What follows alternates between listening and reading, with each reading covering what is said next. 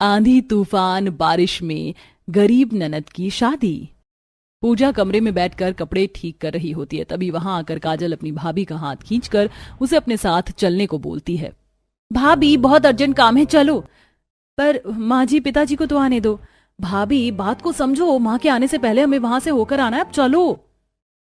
काजल जबरदस्ती पूजा को अपने साथ कॉलेज ले जाती है। कॉलेज के बाहर विशाल नाम का लड़का पूजा और काजल का इंतजार कर रहा होता है। पूजा को देख विशाल बोलता है, भाभी, मेरी माँ मेरे लिए रिश्ता देख रही हैं, पर मैं अपनी पसंद की लड़की से शादी करना चाहता हूँ। मेरी माँ मेरे और काजल के रिश्ते के लिए नहीं मानेंगी, और जिस तरह से वो मेरा रिश्ता देख रही हैं, बहुत जल्द मेरी शादी भी हो जाएगी। इसलिए मैं चाहता हूँ कि आप हमें सपोर्ट करें। अगर आप बात करोगी तो मेरी माँ भी मान जाएंगी। मैं इसमें तुम्हारी क्या मदद कर सकती हूँ काजल? तुम तो जानती हो ना, माँ जी नहीं मानेंगी। जानती हूँ भाभी, तभी तो आपकी मदद चाहिए। मौसम भी बिगड़ रहा है, प्लीज बताइए, आप हमारी मदद करेंगी ना? मुझे थोड़ा समय दो, पहले मैं तुम्हारे भैया से बात करूंगी, उसके बाद ही आगे कुछ होगा। अब चलो, इससे पहले आंधी तूफान के साथ बारिश भी शुरू हो जाए। मौसम खराब होने की वजह से पूजा विशाल से ज्यादा देर बात नहीं कर पाती और घर आती है। अब मौका मिलते ही पूजा अकेले कमरे में पवन से इस बारे में बात करती है। अगर काजल उस लड़के से शादी करना चाहती है, एक काम करो, कल ना तुम माँ की पसंद का खाना बनाना। अगले दिन पूजा अपनी सास को खुश करने के लिए उसकी पसंद के राजमा चावल, बूंदी का रायता और पराठे बनाती है।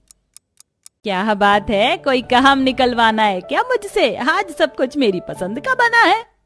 अरे दाल में कुछ काला मुझे भी लग रहा है। वो माँ जी, मैं क्या कह रही थी, क्यों ना हम नंद जी की शादी के लिए लड़का देखना शुरू कर दें? अरे अभी तो इसका कॉलेज भी सही से पूरा नहीं हुआ। इसके पिता और भाई इस पर इतने पैसे खर्च कर रहे हैं, एक बार इसकी पढ़ाई पूरी हो जाए तो इसके लिए अच्छे घर का रिश्ता देखें। आखिर हम इसीलिए तो इसे पढ़ा रहे हैं, ताकि इसकी शादी अच्छे घर में करवा सके। खाना खाते हुए आशा अपनी बहू से बातें कर रही होती है कि तभी तेज आंधी तूफान के साथ बारिश भी होने लगती है। हे भगवान, घर की छत इस साल भी टपकने लगी। खिड़की दरवाजों से भी बारिश का पानी आ रहा है। कोई बात नहीं पापा, मैं और काजल हैं, खिड़की दरवाजे बंद कर देते हैं। पूजा, तुम बात करो। माँ जी, मेरी नजर में एक लड़का है, आप बोलो तो मैं रिश्ता भेजूं? अरे नहीं बहू, अभी इन सब की जरूरत नहीं है। वो माँ जी, काजल कॉलेज में एक लड़की को पसंद करती है, वो भी नंद जी को पसंद करता है, और उसके लिए रिश्ता भी देखा जा रहा है। अगर हमने कुछ नहीं किया तो बहुत जल्द उस लड़की की शादी हो जाएगी, और अगर उसकी शादी हो गई तो फिर हमारी काजल का क्या होगा? मैंने इसे पढ़ने के लिए भेजा था, ना कि लड़का देखने। इसे पढ़ाई लिखाई पर ध्यान देना चाहिए था, पर ये तो। मैं इसकी शादी इसकी पसंद के लड़के से कैसे करूं? हम उसे जानते भी नहीं है और ना इसकी पढ़ाई पूरी हुई है। कोई बात नहीं माँ, शादी तो हमें इसकी करनी ही है, और इसके कॉलेज का लास्ट साल चल रहा है। बाकी की पढ़ाई तो ये शादी के बाद भी पूरी कर सकती है। और रही लड़के की बात, तो आप मुझे थोड़ा सा टाइम दो, मैं उसके बारे में पता लगवाता हूँ। घर की हालत देखिए, घर की छत ठीक करवाने के पैसे नहीं है और तुम लोगों को इसकी शादी करवानी है। नाराज आशा अपने कमरे में चली जाती है। इसी तरह कुछ दिन बीत जाते हैं और एक दिन पवन अपनी माँ से कहता है, माँ, उस दिन पूजा जिस लड़के के बारे में बात कर रही थी, मैंने उस लड़के के बारे में पता लगवाया है। सुनने में तो आया है कि लड़का बहुत अच्छा है और वो लोग अच्छे घर से हैं। हमारी काजल वहाँ खुश रहेगी। हमें बात आगे बढ़ानी चाहिए। आशा, आप मान भी जाओ, लड़का अच्छे घर से है, जैसा तुम चाहती थी। जो करना है करो। अब पवन और पूजा विशाल से बात करते हैं। विशाल काजल के बारे में अपने घर में सबको बताता है और बहुत जल्द पवन अपनी फैमिली के साथ काजल का रिश्ता लेकर उनके घर जाता है। इसी तरह कुछ दिन बीत जाते हैं और बहुत जल्द विशाल भी अपनी माँ शोभा के साथ काजल के घर अपनी गाड़ी से रिश्ता लेकर आता है। क्योंकि बारिश का मौसम था, इसीलिए तेज आंधी तूफान के साथ बारिश भी होने लगती है। अब तो तुम हमारे घर की अमानत हो। अच्छा, रिश्ता तो पक्का हुआ, अब हमें चलना चाहिए। बाहर बारिश बहुत तेज हो रही है और साथ में आंधी तूफान भी चल रही है। पवन बेटा, जरा घर आए मेहमानों को बाहर तक छोड़ आओ। पवन शोभा और विशाल को घर के बाहर तक छोड़ने जाता है, जहां गाड़ी में बैठने से पहले शोभा मुंह बनाते हुए अपने बेटे से कहती है, कैसा घर है, अभी उनके घर की छत टपक रही है तो ये शादी में क्या करेंगे? कैसे करेंगे ये गरीब लोग अपनी इस टपकती घर में अपनी बेटी की शादी? इस घर में करना जरूरी था क्या? तो क्या हो गया माँ, कौन सा मुझे यहाँ आके रहना है, और काजल भी हमारे साथ हमारे घर जाएगी। विशाल अपनी माँ को समझाकर गाड़ी में बैठता है और वो लोग वहां से तेज बारिश में अपने घर के लिए चले जाते हैं। पर पवन उदास घर में जाता है और सारी बात अपने घर वालों को बताता है, जिस पर पूजा अपने घर वालों से कहती है, शादी को अभी 1 महीना है, इस 1 महीने में हम थोड़े पैसे तो जमा कर ही सकते हैं। मैं आज पड़ोस के लोगों से बात कर लूंगी, शादी वाले दिन उनके घर के बाहर खाने का इंतजाम हो जाएगा। बाकी आप कुछ पैसे उधार ले लेना और उससे भी बारिश से बचने के लिए कोई जुगाड़ कर लेंगे, ताकि बारिश की वजह से काजल की शादी में कोई अड़चन ना आए। शादी को ज्यादा दिन दूर नहीं थे, इसीलिए पवन और विनोद अगले ही दिन पैसे लेने के लिए अपने रिश्तेदार और दोस्त यार के घर जाते हैं, पर कोई भी पैसे से उनकी मदद नहीं करता और बड़ी मुश्किल से वो लोग 30,000 रुपए जमा कर पाते हैं। मुझे सिर्फ 15,000 कर्ज मिला और पवन को भी इतना ही। टोटल मिलाकर सिर्फ 30,000 हो पाए हैं। ऐसे में शादी कैसे होगी? ऊपर से बारिश का मौसम, हर रोज तेज आंधी तूफान चलती है। कोई बात नहीं पापा जी, मेरे पास मेरी माँ का दिया हुआ कड़ा है, मैं उसे बेचकर शादी के बाकी इंतजाम कर लूंगी। इतना बोल अगले ही दिन पूजा आशा के साथ दुकान जाती है और वहां से अपने कड़े बेचकर घर आती है। देखते ही देखते शादी का दिन नजदीक आ जाता है और शादी से कुछ दिन पहले खेत में सूखी घास मिली तो मैं माँ जी के साथ इसे लेकर आ गई। आप इसे छत की मरम्मत कर लीजिए, अभी ज्यादा जगह से छत नहीं टपक रही है, अगर छत की मरम्मत हो जाएगी तो बारिश में परेशानी नहीं होगी। भाभी सही कह रही है, परसों ही मेरी हल्दी है और बाहर जैसा मौसम है, मुझे डर है कहीं बारिश ना हो जाए। बिना कोई देरी करे विनोद और पवन घर के बाहर जाते हैं और सीढ़ी लगाकर उन सूखी घास से छत की मरम्मत करते हैं। देखते ही देखते हल्दी का दिन आ जाता है। घर आए सभी मेहमान और पूरा परिवार पीले रंग के कपड़े पहनते हैं, तो वहीं पूजा हल्दी का सारा अरेंजमेंट घर के बाहर तिरपाल लगाकर करती है, जिसे वह गांव की कुछ लड़कियों के साथ मिलकर अच्छे से पीले कपड़े और फूलों से सजाती है और घर में खाने का इंतजाम करती है। अरे बहू, तुम घर में खाना बना रही हो, खाने का इंतजाम बाहर कर लेती। नहीं आंटी, बारिश जैसा मौसम बना है, किसी भी वक्त बारिश हो सकती है और हमने 2 दिन पहले ही छत की मरम्मत करी है, खाना घर में बनाना ही ठीक रहेगा। आप सब बाहर चलिए ना, ढोल बजाओ, हल्दी लगाना शुरू कीजिए। घर आए मेहमान खाना बनाने में पूजा की मदद करवाते हैं, तो वहीं घर के बाहर तिरपाल के नीचे बैठकर हल्दी की रस्म शुरू होती है। हल्दी की रस्म पूरी होते ही तेज आंधी तूफान चलने लगती है और तिरपाल उड़ जाता है। बिगड़ता मौसम, तेज आंधी तूफान मेरी बेटी की शादी में तो अड़चन पैदा कर देगा। वो तो अच्छा हल्दी की रस्म पूरी हो गई थी और खाने का इंतजाम बहू ने घर में कर रखा था, वरना आज तो मुसीबत हो जाती। इस तरह हल्दी का दिन बीत जाता है। अगले ही दिन मेहंदी का दिन होता है। इस बार पूजा पहले वाली गलती नहीं करना चाहती थी, इसलिए वह तिरपाल लगाती है और चारों तरफ से घेर लेती है और अंदर बैठकर खाना बनाती है। तो वहीं घर के अंदर काजल की मेहंदी लग रही होती है। कुछ ही देर में तेज बारिश शुरू हो जाती है, जिससे उनके घर की छत फिर से टपकने लगती है। अब मैं आपकी मेहंदी कैसे लगाऊं? यहाँ से तो आपके घर की छत टपक रही है। कोई बात नहीं, आप इस साइड बैठ जाओ। खाना तो बन चुका है, अगर ये तिरपाल ना होता तो आज खाना भी नहीं बन पाता। सभी मेहमान खाने का इंतजार कर रहे होंगे, पर इस तेज बारिश में खाना लेकर बाहर कैसे जाऊं? पूजा बारिश रुकने का इंतजार करती है। जैसे ही बारिश रुकती है, पूजा खाना लेकर घर में जाती है और सभी मेहमानों को चटाई बिछाकर खाना खिलाती है। देखते ही देखते शादी का दिन आ जाता है और पूजा उसी तिरपाल का मंडप बनाती है और फूल और साड़ियों से सजाती है। साथ ही जमीन पर ईंटें लगा देती है ताकि बारिश से कीचड़ ना हो, और पवन अपने घर की छत पर पन्नी लगाकर सूखी घास और ईंट रख देता है ताकि छत न टपके। कुछ ही देर में बारात आ जाती है और बारिश शुरू हो जाती है, पर इस बारिश में पूजा सभी मेहमानों को अपने घर में बैठाती है और इस बार बारिश में शादी होती है। शादी के बाद पूजा अपने घर वालों के साथ मिलकर घर आए बारातियों को अपने पड़ोसियों के घरों में बिठाकर खाना खिलाती है। कुछ देर बाद जब विदाई होती है तो काजल अपनी भाभी से कहती है, भाभी, इस बारिश में मेरी शादी कभी ना हो पाती अगर आप ना होती। बहू, आज तेरी वजह से बारिश में मेरी बेटी की इतने अच्छे से शादी हो पाई। पूजा की सूझबूझ से काजल की शादी अच्छे से हो जाती है और बिना कोई शिकायत करे शोभा अपनी बहू के साथ अपने घर जाती है। गर्मी में अमीर और गरीब बेटी की विदाई। आंटी जी, अब आप अकेली नहीं है, हम आ चुके हैं। अगले हफ्ते हमारी दोस्त की शादी है, सारी जिम्मेदारी हमारी। चल पूजा, छत पर बिस्तर लगा कर आते हैं मेहमानों के सोने के लिए, क्योंकि नीचे बहुत गर्मी है। अच्छा हुआ यार जो तुम दोनों आ गई। बेटा, आते ही काम करोगी, पहले कुछ खा लो। इतना बोल पसीने से लथपथ शांति निहारिका की दोस्त को खाना देती है, जिसके बाद निहारिका अपनी दोनों दोस्त के साथ कुछ बिस्तर लेकर छत पर जाती है और उन्हें बिछाने लगती है।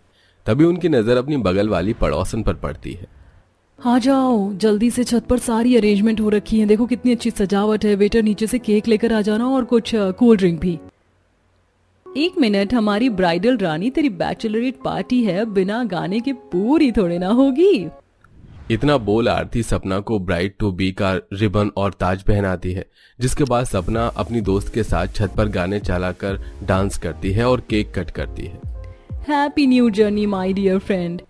तेरी अमीर पड़ोसन की शादी भी उसी दिन है ना जिस दिन तेरी है। ये लोग अपनी शादी की हर एक चीज कितने अच्छे से एंजॉय कर रहे हैं। काश कि हम भी तुझे ब्राइड टू बी की पार्टी दे पाते। कोई बात नहीं मेरी दोस्त, शादी से पहले मेरे घर आ गई, मेरे लिए यही काफी है। सपना को अपनी बैचलर पार्टी एंजॉय करता देख निहारिका को काफी अच्छा लगता है और इसी तरह कुछ दिन बीत जाते हैं और निहारिका के माता पिता एक एक पैसे जोड़ रहे होते हैं।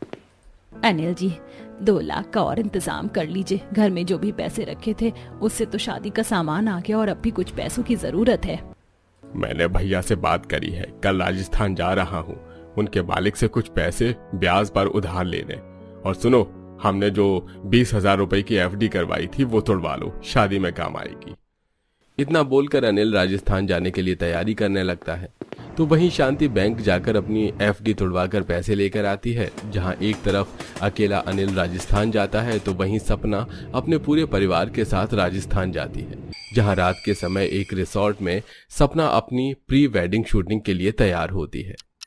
सच में भैया, ये रिसोर्ट बहुत अच्छा है। घर पर ये स्विमिंग पूल मेरी बेटी का सपना था कि वो स्विमिंग पूल के पास अपना प्री वेडिंग शूटिंग करवाए।